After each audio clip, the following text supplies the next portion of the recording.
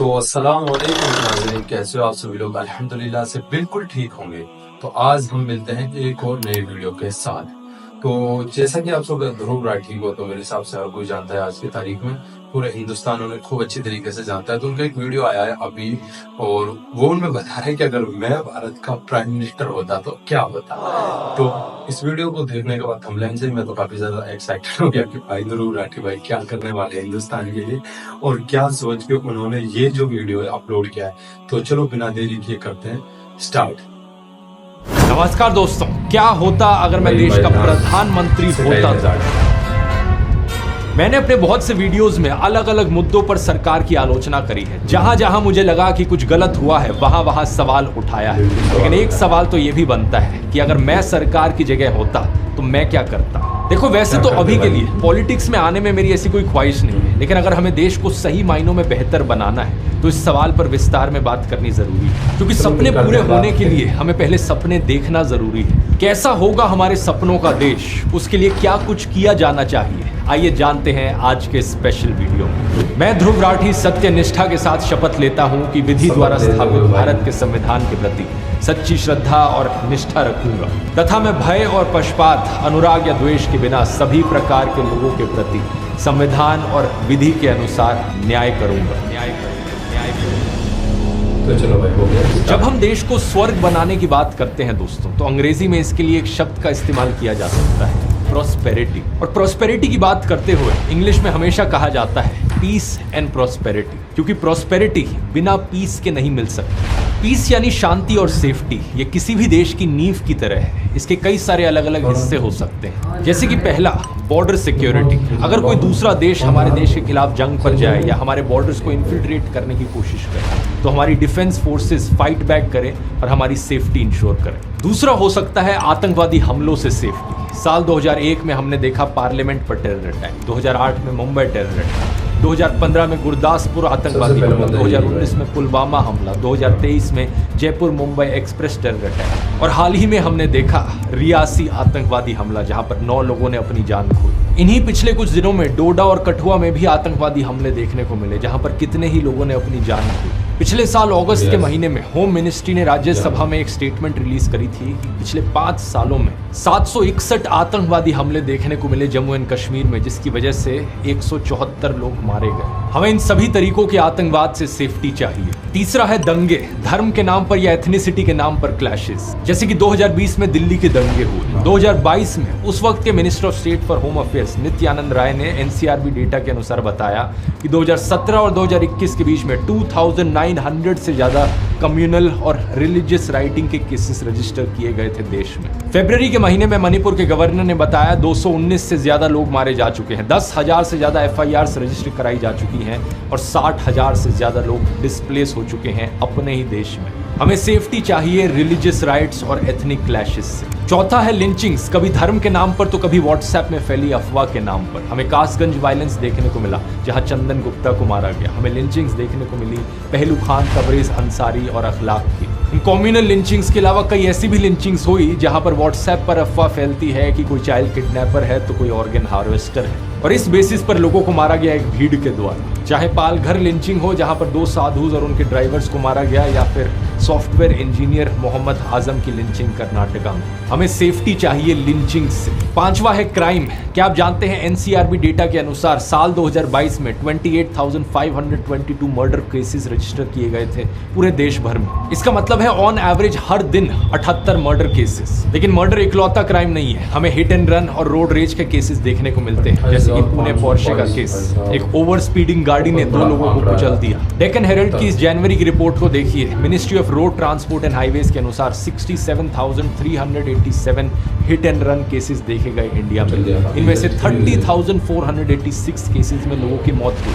सोचकर देखो, हर साल करीब 30,000 लोग मारे जा रहे हैं देश भर में सिर्फ गाड़ियों की वजह से, सिर्फ रैश ड्राइविंग की वजह से। छठा है एक्सीडेंट्स, और भी अलग अलग तरीके के एक्सीडेंट्स होते हैं इसके अलावा। कुछ हफ्ते पहले की दैनिक भास्कर की रिपोर्ट की हेडलाइन देखो, ना जांच ना ऑडिट, देश की बड़ी इमारतों में 2.5 साल में 1177 जाने गई। 2021 की टाइम्स ऑफ इंडिया की इस रिपोर्ट को भी देखो।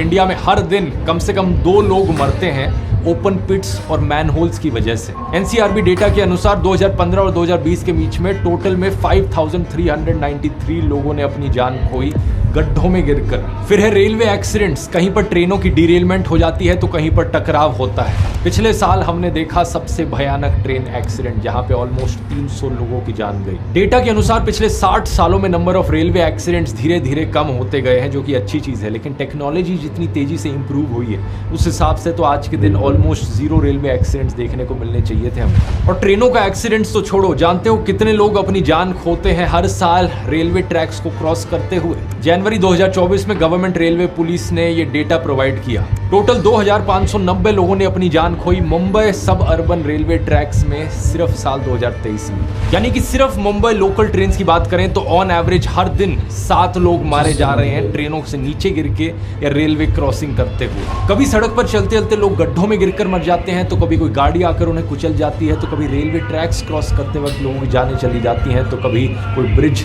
टूटकर नीचे गिर जाता है। 2022 में हमने गुजरात में मोरबी ब्रिज कोलैप्स देखा जहां पर 135 लोगों ने अपनी जान खोई। कहीं पर इल्लीगली लगाई हुई होर्डिंग नीचे गिर जाती है और उसकी वजह से लोग मरते हैं, जैसे कि मुंबई में हमने देखा जहां 16 लोगों की मौत हुई। इस होर्डिंग के डायमेंशन 120 बाय 120 फीट थे, जो कि permissible dimension 40 feet by 40 feet से कहीं ज्यादा था। और कहीं पर तो खराब दवाइयों की वजह से ही उनकी मौत हो रही है। 2019 में 12 बच्चों की मौत हुई क्योंकि एलिजिडली उन्होंने टॉक्सिक कफ सिरप पी लिया था जम्मू में। सोचकर देखो दोस्तों, एक आम इंसान की जिंदगी की कीमत आखिर इतनी सस्ती क्यों है? मैं अगर प्रधानमंत्री हूं तो मैं इस धारणा को बदलूंगा। किसी भी आम इंसान की जान की कीमत उतनी ही होनी चाहिए जितनी कि मेरी यानी भारत के प्रधानमंत्री की। हमारा देश 1947 में आजाद हो गया था, 1950 में हमारा संविधान लागू हुआ, लेकिन आज 2024 में भी कई लोग ऐसे हैं जिनके दिमाग में वही कॉलोनियलिज्म, वही फ्यूडलिज्म भरा हुआ है। इन लोगों के लिए बात हजम करनी बड़ी मुश्किल है कि एक आम मजदूर की, एक गरीब मजदूर की जान की वही कीमत कैसे हो सकती है जो भारत के प्रधानमंत्री या किसी बड़े अरबपति सेठ की जान की कीमत है। लेकिन जरा सोचकर देखिए, चाहे आप प्रधानमंत्री हो या कोई बड़े अरबपति सेठ हो या कोई गरीब मजदूर या एक मिडिल क्लास आदमी, अपने परिवार के लिए तो हर कोई उतना ही खास होता है ना। और संविधान की नजरों में भी ऐसा ही होता है। हमारे संविधान का आर्टिकल 14 है राइट टू इक्वालिटी, जिसके मुताबिक कानून की नजरों में हर कोई बराबर है। और सेकेंडली, देश में रहने वाले हर एक इंसान को लॉ की इक्वल प्रोटेक्शन मिलेगी। मैं इंश्योर करूंगा प्रधानमंत्री होने के नाते कि इस चीज को इम्प्लीमेंट किया जाए, सेफ्टी और सिक्योरिटी हर किसी के लिए हो, क्योंकि जान है तो जहां है। आप पूछोगे लेकिन मेरे पास एग्जैक्टली सोल्यूशन क्या है? अभी तक तो मैं सिर्फ प्रॉब्लम्स ही गिनाए जा रहा हूं, लेकिन सच बात यह है दोस्तों कि सोल्यूशन की पहली स्टेप यही है, प्रॉब्लम को डायग्नोस करना। जब आप बीमार होते हैं और डॉक्टर के पास जाते हैं बीमारी को ठीक कराने के लिए, तो डॉक्टर सबसे पहली चीज क्या करता है? देखता है कि एग्जैक्टली कौन सी बीमारी है आपकी प्रॉब्लम का डायग्नोसिस लेता है वो, क्योंकि जब तक बीमारी नहीं पता होगी तब तक दवाई देने का कोई फायदा नहीं है। 99% केसेस में अगर आप कोई भी दवाई दे दोगे तो उससे प्रॉब्लम सॉल्व नहीं होगी।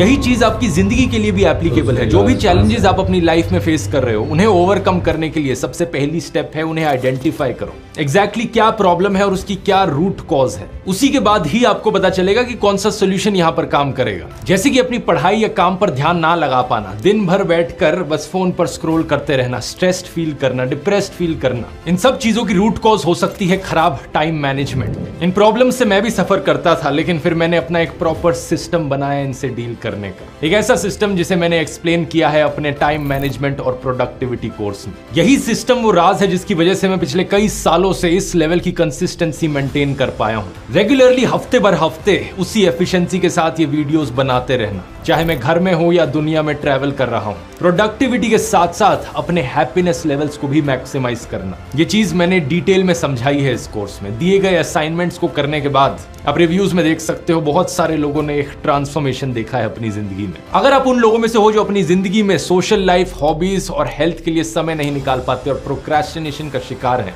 तो ये कोर्स आपके लिए है। इसका लिंक नीचे डिस्क्रिप्शन में मिल जाएगा, या फिर आप इस QR कोड को भी स्कैन कर सकते हैं और आप में से पहले 1000 लोगों के लिए ये कूपन कोड PM40 40% ऑफ पाने के लिए। इस कोर्स को लेकर सबसे बड़ी कंप्लेन लोगों की ये रही थी कि ये कोर्स सिर्फ इंग्लिश लैंग्वेज में ही क्यों अवेलेबल है। तो यहां भी एक खुशखबरी देना चाहूंगा, अगस्त 2024 में इस कोर्स का हिंदी वर्जन भी रिलीज किया जाएगा। आप में से जो लोग इस कोर्स को ऑलरेडी खरीद चुके हैं या फिर इस वीडियो को देखने के बाद खरीदेंगे, उन सब के लिए हिंदी वर्जन कंप्लीटली फ्री होगा। ध्रुव राठी एकेडमी पर आप इसे फ्रीली एक्सेस कर पाएंगे अगस्त के महीने के बाद से, तो जाकर चेकआउट कर सकते हैं। और अब टॉपिक पर वापस आते हैं। दूसरा स्टेप आता है इसके बाद प्रॉब्लम को एक्सेप्ट करना, और तीसरा स्टेप फिर आता है एक्शन लेना प्रॉब्लम को सॉल्व करने के लिए। सही एक्शन लेना, सही दवाई देना। ज्यादातर केसेस में ज्यादातर पॉलिटिशियंस इन पहली दो स्टेप्स को इग्नोर कर देते हैं। वो अपने भाषण देते हैं हवा हवा में कि बच्चे देश का भविष्य है, नारी शक्ति का सम्मान, जनता जनार्दन है, ऐसी ऐसी बातें करते हैं, लेकिन प्रॉब्लम को कभी डायग्नोस नहीं करेंगे, कभी उसकी बात नहीं करेंगे और कभी एक्सेप्ट नहीं करेंगे प्रॉब्लम। सरकार में बैठे बहुत से पॉलिटिशियंस प्रॉब्लम्स को बस कारपेट के नीचे सरकाना जानते हैं कि कहीं हमारी स्टेट का क्राइम रेट ज्यादा ना दिख जाए, इसलिए कुछ केसेस में एफआईआर ही मत लिखो। कुछ नेता तो इस हद तक गिर जाते हैं कि अगर किसी जर्नलिस्ट ने किसी क्राइम की खबर को एक्सपोज कर दिया तो उस जर्नलिस्ट को उठाकर ही जेल में डाल दो। पिछले एक वीडियो मैंने बात करी थी अंकिता भंडारी के मर्डर केस की, जहां पर पुलिस ने हिंदी न्यूज़पेपर जागो उत्तराखंड के एडिटर आशुतोष नेगी को ही जेल में डाल दिया, अरेस्ट कर लिया, क्योंकि वो बड़े करीबी से इस केस को रिपोर्ट कर रहे थे। इन्हीं सब चीजों की वजह से नेशनल फैमिली हेल्थ सर्वे, जो कि एक सरकारी सर्वे है, हमें बताता है बार बार ओवर द इयर्स की औरतों के खिलाफ जो क्राइम है वो एक बहुत बड़े स्केल पर अंडर रिपोर्टेड है कई सारी स्टेट्स में। पुलिस एफआईआर ही नहीं दर्ज करती। जो लोग इन प्रॉब्लम्स की बात करते हैं उन्हें धमकाया जाता है, उन्हें पेसिमिस्टिक कहा जाता है, कभी एंटी नेशनल, कभी फॉरेन फंडेड कहा जाता है, और ये सारी डॉग विस्लिंग ऊपर से होती है। लेकिन अगर मैं प्रधानमंत्री हूं तो मैं लोगों को कहूंगा स्पीक अप, अपनी आवाज उठाओ। मैं मीडिया को कहूंगा अपनी आवाज उठाओ, रिपोर्ट करो इन सारे सेफ्टी इश्यूज पर जो देखने को मिल रहे हैं। ये सारे क्राइम के इंसिडेंट्स, टेररिज्म के इंसिडेंट, लैशेस, लिंचिंग्स, ये सारे केसेस जहां लोग गड्ढों में गिरकर मर रहे हैं, कभी टूटे हुए ब्रिजेस के नीचे आकर मर रहे हैं, तो कभी खराब दवाइयों की वजह से मर रहे हैं। इन सब चीजों पर रिपोर्ट करो और डरो मत, क्योंकि मैं आपको बचाऊंगा। क्योंकि मैं जानता हूं इन प्रॉब्लम्स को सॉल्व करने की पहली स्टेप है इन प्रॉब्लम्स को डायग्नोस करना। तो क्या मीडिया को आपसे डरना चाहिए? पहली बात है, अगर उनको किसी से डर लगता है तो क्षेत्र छोड़ देना चाहिए। लोकतंत्र में मीडिया अगर ताकतवर नहीं होगा तो लोकतंत्र चलेगा नहीं, और ऐसा डरपोक मीडिया देश को नहीं चाहिए। भाग जाने वाला नहीं चाहिए मीडिया, मजबूत मीडिया चाहिए, डट करके खड़ा रहे। कितना ही बड़ा तिस्मार खां के राजनेता आया हो तो भी खड़ा रहे, ऐसा मीडिया चाहिए। भागने वाली बात मत करो भाई, और भागते हो तो मुझे कहना, मैं मदद करूंगा, बचाऊंगा। और जानते हैं क्या दोस्तों, एक बार किसी लीडर ने अगर प्रॉब्लम का डायग्नोसिस कर लिया, उसे एक्सेप्ट कर लिया, तो उसके बाद सोल्यूशन ढूंढना इतना मुश्किल नहीं बच जाता। फॉर एग्जाम्पल, अगर लोकल पुलिस स्टेशन मना कर देता है एफआईआर फाइल करने से, तो लोगों के लिए एक ऐसी फैसिलिटी होनी चाहिए कि कंप्लेन करने वाला एसपी के ऑफिस में जा पाए और वहां पर एफआईआर दर्ज करा पाए। साथ ही साथ एक डिपार्टमेंटल इंक्वायरी भी बिठाई जाए कि उस पुलिस स्टेशन में उस पुलिस ऑफिसर ने क्यों नहीं करी एफआईआर रजिस्टर। कैसा लगा ये सिंपल सा सोल्यूशन? सुनने में इम्प्रैक्टिकल लग रहा है क्या आपको? इम्प्रैक्टिकल नहीं है, ये एक्चुअली में किया जा चुका है हमारे देश में। राजस्थान सरकार ने 2019 में ये डिसीजन लिया था। अगर ऊपर बैठे लीडर की नीयत साफ हो तो बड़ी आसानी से ऐसे सॉल्यूशंस इंप्लीमेंट किए जा सकते हैं। जब हम सेफ्टी और सिक्योरिटी इंश्योर करने की बात करते हैं तो ऐसे सॉल्यूशंस दो कैटेगरीज के होते हैं। पहली कैटेगरी है प्रिवेंटिव सॉल्यूशंस की, यानी कि हम ऐसे कदम उठाएं जिसकी वजह से वो प्रॉब्लम एग्जिस्ट ही ना करे, प्रॉब्लम को होने से पहले ही रोक दे। दूसरी कैटेगरी होती है प्यूनिटिव सॉल्यूशंस की। अगर प्रॉब्लम हो रही है तो उसके खिलाफ फाइट किया जाए और प्रॉब्लम करने वाले को पनिश किया जाए, ताकि बाकी और लोग इनकरेज ना हो दोबारा से वो गलत काम करने के। एग्जाम्पल से समझाऊं, क्रॉस बॉर्डर सिक्योरिटी से शुरुआत करते हैं। यहां पर प्रिवेंटिव सॉल्यूशन क्या हो सकता है?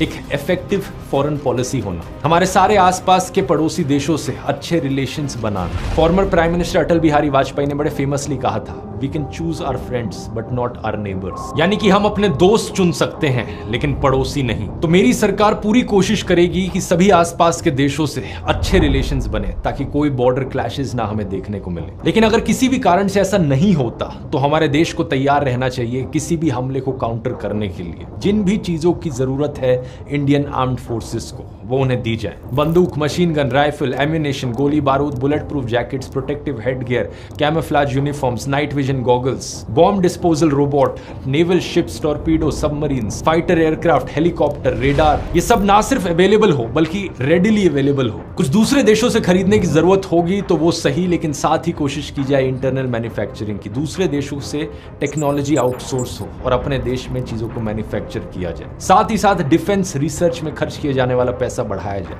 रिसर्च एंड डेवलपमेंट में बजट बढ़ेगा। रेगुलर इंस्पेक्शंस कराई जाए ताकि कोई भी खराब हवाई जहाज या खराब हेलीकॉप्टर की वजह से हमारे एक भी पायलट की मृत्यु ना हो। अगला प्रिवेंटिव सॉल्यूशन है यहाँ पर हमारे सोल्जर्स की मेंटल हेल्थ को एक प्रायोरिटी बनाना। ये एक ऐसा मुद्दा है जिसकी बहुत कम बात करी जाती है। 2022 में minister of state for defence Ajay Bhatt ने राज्यसभा को बताया कि पिछले 5 सालों में हमारी आर्म्ड फोर्सेस के 819 जवानों ने आत्महत्या करी। इंडियन प्राइम मिनिस्टर होने के नाते मेरी कोशिश होगी इस नंबर को 0 तक लेकर जाना, और यह किया जाएगा मेंटल हेल्थ प्रैक्टिशनर्स को एंगेज करके। मैं 1800 मेंटल हेल्थ प्रैक्टिशनर्स को हायर करूंगा। आप पूछोगे ये 1800 का एग्जैक्ट नंबर क्यों बोल रहा हूं मैं? इसके पीछे एक सिंपल कारण है, हमारी इंडियन आर्मी में करीब 12 लाख एक्टिव पर्सनल्स हैं। वर्ल्ड हेल्थ ऑर्गेनाइजेशन की रिकमेंडेशन है कि हर 10,000 से लेकर 20,000 लोगों के लिए एक मेंटल हेल्थ प्रैक्टिशनर होना चाहिए देश में। लेकिन क्योंकि मिलिट्री सेटिंग और भी ज्यादा इंटेंसिव होती है, अमेरिका में जो यूएस आर्मी है उन्होंने 700:1 की रेशियो मेंटेन कर रखी है। हर 700 सोल्जर्स के लिए एक बिहेवियरल स्पेशलिस्ट उन्होंने रखा है। तो इसी रेशियो को आगे एक्सटेंड करते हुए हमारे 12 लाख पर्सनल के लिए 1800 मेंटल हेल्थ प्रैक्टिशनर्स होंगे। इनमें से कुछ होंगे क्लिनिकल साइकियाट्रिस्ट, कुछ बिहेवियरल हेल्थ स्पेशलिस्ट और कुछ लाइसेंस्ड क्लिनिकल सोशल वर्कर्स। ऐसा करके हम ना सिर्फ हजारों सोल्जर्स की जान बचाएंगे और इंडियन आर्म्ड फोर्सेस का हौसला बढ़ाएंगे, बल्कि 1800 नई सरकारी नौकरियां भी क्रिएट करेंगे मेंटल हेल्थ प्रैक्टिशनर्स के लिए। इस ट्रायल रन के सक्सेसफुल होने के बाद हम इसी स्कीम को एक्सटेंड करेंगे पैरामिलिट्री फोर्सेस पर, इंटेलिजेंस एजेंसीज पर और सभी पुलिस ऑफिसर्स पर पूरे देश भर में। और नौकरियां क्रिएट होंगी और मेंटल हेल्थ प्रैक्टिशनर्स और डॉक्टर्स की जरूरत होगी, और इस चीज के लिए सप्लाई की कमी नहीं। जैसा कि आप देख सकते हो, किसी भी कॉलेज सीट के लिए कितने लोग एक एग्जाम को लिखते हैं देश में। हमें डिमांड बहुत ज्यादा चाहिए, लेकिन सप्लाई की भी कमी नहीं है, बस कनेक्ट करने की जरूरत है। इसका मतलब एजुकेशन इंफ्रास्ट्रक्चर पर काफी सारा पैसा खर्च करने की जरूरत है। तो प्रधानमंत्री बनते ही one of the first steps मैं लूंगा एजुकेशन बजट को 3 से 4 गुना बढ़ाना। आप पूछोगे इसका पैसा कहां से आएगा? कुछ पैसा तो आएगा कॉर्पोरेट टैक्स बढ़ाकर। इस खबर को देखिए, सरकार ने पिछले कुछ सालों में कॉर्पोरेट टैक्स को नीचे गिरा दिया है, जिसकी वजह से करीब 1 लाख करोड़ रुपए सरकार ने कम कमाया है। ये 1 लाख करोड़ रुपए एक्स्ट्रा कमाए जा सकते हैं अगर सरकार कॉर्पोरेट टैक्स को दोबारा से उसी लेवल पर ले जाए जिस लेवल पर 2017-18 में हुआ करता था। इसके अलावा कुछ पैसा बजट की रीएलोकेशन से आएगा। हाईवेज बनाने पर हमारी सरकार ऑलमोस्ट 2 लाख करोड़ रुपए खर्च करती है, जबकि इस आर्टिकल को देखिए, एनएफएचएस सर्वे के अनुसार सिर्फ 8% इंडियन परिवारों के पास गाड़ियां हैं। 50% लोग हमारे देश में अभी भी साइकिलों का, बाइक्स का या स्कूटर्स का इस्तेमाल करते हैं। सिर्फ 8% लोगों के फायदे के लिए यहाँ पर क्यों पैसा खर्च किया जा रहा है? इससे बेहतर है इस पैसे को एजुकेशन में लगाया जाए। वैसे भी इतने बड़े बड़े हाईवेज बनाना और ये कार बेस्ड इंफ्रास्ट्रक्चर बनाना हमारे शहरों में, मैं इसके सख्त खिलाफ रहा हूं और इस चीज को मैंने एक्सप्लेन किया है इस वाले वीडियो में, जाकर समझ सकते हो, इसका लिंक डिस्क्रिप्शन में। हमें जरूरत है शहरों को इंसानों के लिए बनाने की, ना कि गाड़ियों के लिए। इससे पोल्यूशन भी कम होगा, हरा भरा भी ज्यादा रहेगा शहर, और गर्मी का इफेक्ट भी कम होगा, अर्बन हीट आइलैंड इफेक्ट, जिसकी बात मैंने हीट वेव वाले वीडियो में करी थी। बाकी पैसे की बचत होगी करप्शन खत्म करके, और सेफ्टी और सिक्योरिटी के मामले में तो वैसे भी करप्शन 1% भी नहीं रहनी चाहिए, क्योंकि यही कारण है जिसकी वजह से इलीगल होर्डिंग्स खड़ी होती हैं और जब वो गिरती हैं तो लोग मारे जाते हैं। करप्शन ही कारण है जिसकी वजह से खराब दवाइयां सेफ्टी चेक से पास हो जाती हैं। मसालों में कैंसरस केमिकल्स पाए जाते हैं क्योंकि फूड सेफ्टी वाला वहां पर रिश्वत खाता है। करप्शन के पीछे 3 मेन रीजंस हैं। पहला कारण है टॉप डाउन अप्रोच, जो कि सबसे बड़ा रीजन है करप्शन के पीछे। किसी भी पुलिस वाले को जब आप रिश्वत देते हो, सरकारी अफसर को रिश्वत देते हो, कभी उनसे पूछकर देखो कि वो क्यों रिश्वत मांग रहे हैं, तो उनका जवाब आएगा कि उन्हें ऊपर कुछ पैसा देना होता है, ऊपर भी कुछ कट देना होता है। और वो ऊपर वाले अफसर से जाकर अगर आप कभी पूछोगे तो वो बोलेगा कि मुझे और ऊपर कट देना होता है। यहां पर एक पूरी चेन फॉलो होती है करप्शन की, एक ऐसी चेन जो पहुंच जाती है सीधा चीफ मिनिस्टर या प्राइम मिनिस्टर तक। यानी किसी भी देश में करप्शन की असली रूट उस देश के पीएम या स्टेट के सीएम होते हैं। इस चेन को अगर तोड़ना है तो वो ऊपर से ही तोड़ा जा सकता है, जब ऊपर बैठे लीडर की नीयत साफ हो। दूसरा कारण है करप्शन के पीछे पुलिस ऑफिसर्स और बाकी सरकारी एम्प्लॉयज का ओवरवर्क्ड होना और अंडरपेड होना। इस पर आपको ढेर सारे आर्टिकल्स मिल जाएंगे ऑनलाइन कि कैसे हमारे देश में पुलिस ऑफिसर्स ओवरवर्क्ड हैं,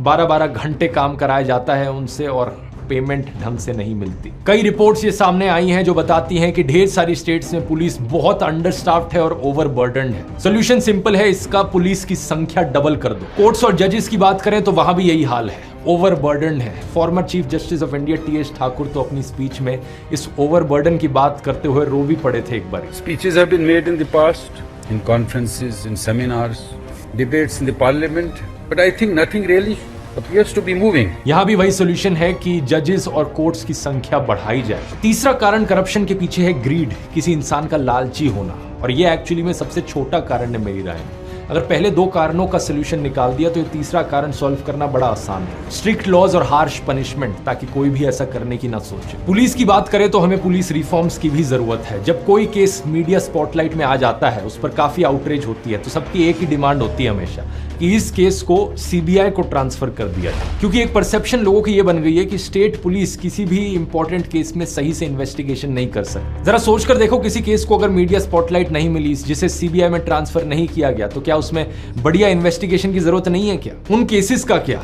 इसलिए जरूरी है कि हर एक स्टेट में सीबीआई टाइप की एक ऑर्गेनाइजेशन हो जो इन्वेस्टिगेशन करे, केस सॉल्व करे, जिसकी उसी हिसाब से ट्रेनिंग करी जाए। स्टेट लेवल पर एक इन्वेस्टिगेटिंग एजेंसी बनाई जाएगी और हर एक केस का इन्वेस्टिगेटिंग ऑफिसर इसी ब्रांच से होगा। अब सोचकर देखो दोस्तों, ये सारे सही कदम उठाने से देश में क्या क्या सही हो जाएगा। देश के सभी पुलिस ऑफिसर्स और सरकारी कर्मचारियों को अच्छी सैलरी मिलेगी, अच्छा मेंटल हेल्थ केयर मिलेगा, उन्हें मेडिकल इंश्योरेंस, लाइफ इंश्योरेंस और फैमिली बेनिफिट्स भी मिलेंगे। सबके लिए स्ट्रिक्टली 8 घंटे की लिमिट सेट करी जाएगी, कोई भी दिन में 8 घंटे से ज्यादा काम नहीं कर सकता। ज्यादा वर्कलोड को मैनेज करने के लिए सफिशिएंट पुलिस फोर्स होगी, वैकेंसी सारी फिल करी जाएंगी, करप्शन खत्म हो जाएगा, ईमानदारी से काम होगा। इसकी वजह से हर एक देशवासी के मन में पुलिस के प्रति सम्मान होगा, ग्रैटिट्यूड का भाव होगा, और पुलिस वाले भी हर एक नागरिक से सर या मैम करके बात करें, ये उन्हें कहा जाएगा, चाहे वो कितने भी अमीर या कितने भी गरीब क्यों ना। इमेजिन करो, पुलिस के सिस्टम में ही ऐसा रूल बना दिया गया कि हर एक police officer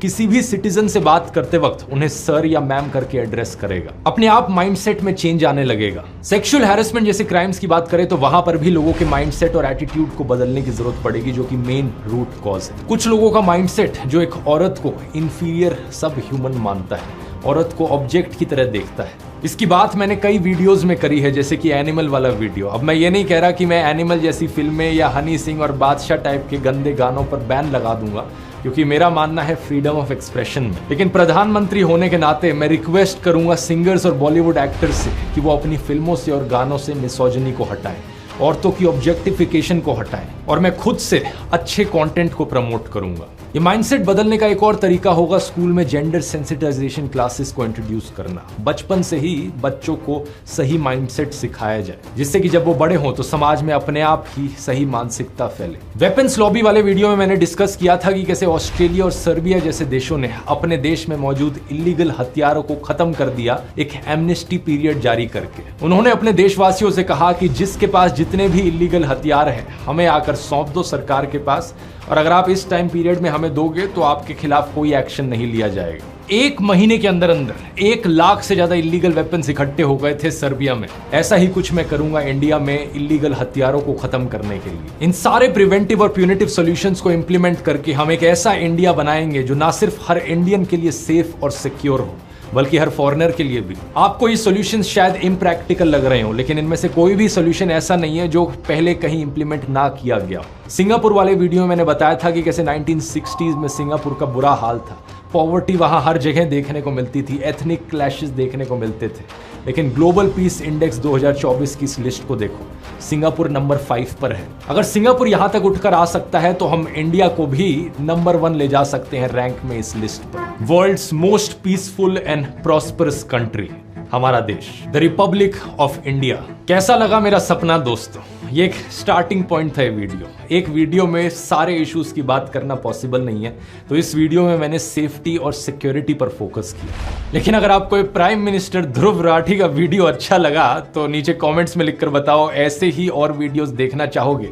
unemployment, inflation, poverty, wealth inequality, loneliness, pollution, climate change और बायोडाइवर्सिटी लॉस जैसे इश्यूज को टैकल करते हो। इस पर पूरी एक सीरीज बनाई जा सकती है। अगर आप इंटरेस्टेड हो तो नीचे कमेंट्स में लिखकर जरूर बताना। तो ये था भाई ध्रुव राठी का पूरा वीडियो भाई, जिस हिसाब से वीडियो बनाया गया है और प्रॉब्लम्स को दिखाया गया है, सोल्यूशन उसके साथ में है। तो काफी अच्छे वीडियो है। बाकी प्रॉब्लम्स तो देखो हर जगह रहती हैं और उनका सोल्यूशन अगर निकालेंगे तभी सोल्यूशन निकल के सामने आएगा। तो बाकी और अगर प्रधानमंत्री ही के हिसाब से देखा जाए तो इंसान ऐसा होना चाहिए जो प्रॉब्लम्स का सोल्यूशन निकाल सके, जिसे हर चीज के बारे में अच्छी खासी नॉलेज हो। अगर ऐसा इंसान पढ़ा लिखा एजुकेटेड आदमी अगर हमारे समाज में रहेगा और वो देश को चलाएगा तो देश वजूद में आएगा, देश में बदलाव होंगे और अच्छी चीजें जो है वो लोगों को मिलेंगी। बट अगर अनपढ़ लोग रहेंगे और वही छोटी सोच रखेंगे और हिंदू मुसलमान करवाएंगे तो आप देश के हालात देख भी सकते हो और ऐसे ही हालात इससे बदतर जा भी सकते हैं। बट अगर एजुकेटेड आदमी है और पढ़ा लिखा और अच्छी मानसिकता रखने वाले लोगों को अगर हम चुने और मौका दें तो जरूर देश में बदलाव मिलेगा देखने के लिए। तो बाकी अगर ध्रुव राठी भाई को प्रधानमंत्री बनाने का मौका मिला तो मैं इसमें भाई मेरी तो पूरी सहमति है, कोई दिक्कत नहीं है, बिल्कुल से मेरा फुल सपोर्ट है भाई। तो अगली वीडियो में मिलते हैं और आपको भी बताएं आपकी क्या राय है इस मामले में। तो मिलते रहेंगे इंशाल्लाह से नए नए वीडियोस के साथ।